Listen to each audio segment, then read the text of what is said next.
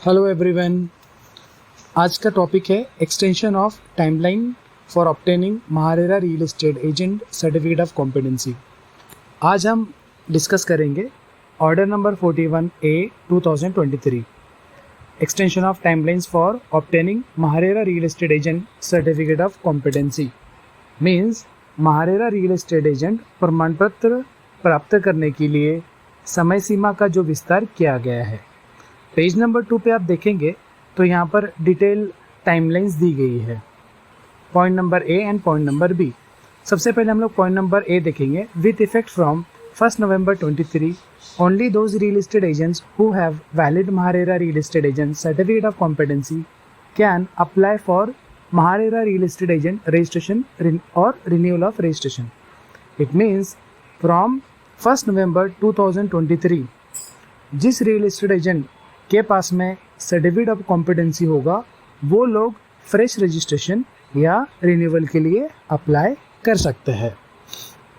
अभी certificate of competency चाहिए तो उसके लिए क्या करना पड़ेगा? ट्रेनिंग लेनी पड़ेगी, जो 20 आवर्स की ट्रेनिंग है as per MahaRERA guideline. Training कहाँ दी जाएगी? तो महारेरा की वेबसाइट पे जो ऑथोराइज ट्रेनिंग पार्टनर है उनकी डिटेल्स दी गई है।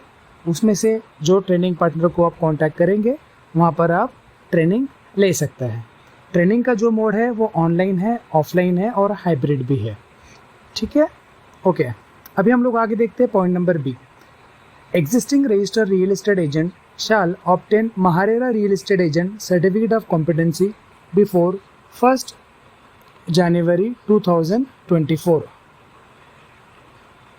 and upload the same at their respective web page, failing which action as deemed fit shall be initiated by authority।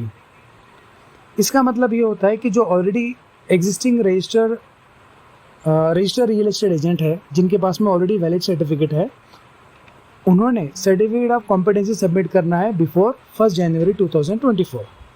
अब आगे हम लोग बात करेंगे एलिजिबिलिटी क्राइटेरिया कि ये ट्रेनिंग किसके लिए मैंडेटरी है। तो मैंडेट्स के लिए 2 पॉइंट्स दिए गए।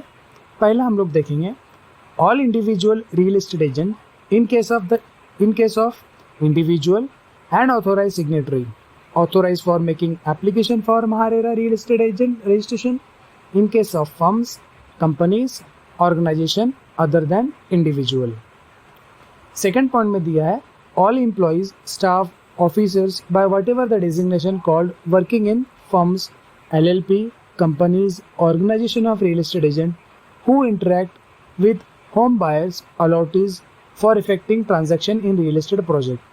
तो पॉइंट बी में दिया गया है कि वो सारे एम्प्लॉई या वो सारे स्टाफ या फिर officer what ever is the designation, but ऐसे लोग जिनका डायरेक्टली इंटरेक्शन है, जो डील करते हैं होम बायर के साथ और अलॉटी के साथ, ऐसे जो स्टाफ होंगे, ऐसे जो एम्प्लॉई होंगे, उनके लिए रियल एस्टेट का ट्रेनिंग लेना मैंडेटरी है। इसी तरह से आप ये सारे गाइडलाइंस को पढ़े, समझे और इसी तरह से इसको आप बिजनेस लाइफ में इसको यूज़ कीजिए और इसी तरह से ट्रांसपेरेंसी बनी रहेगी रियल एस्टेट इंडस्ट्री के अंदर। Thank you.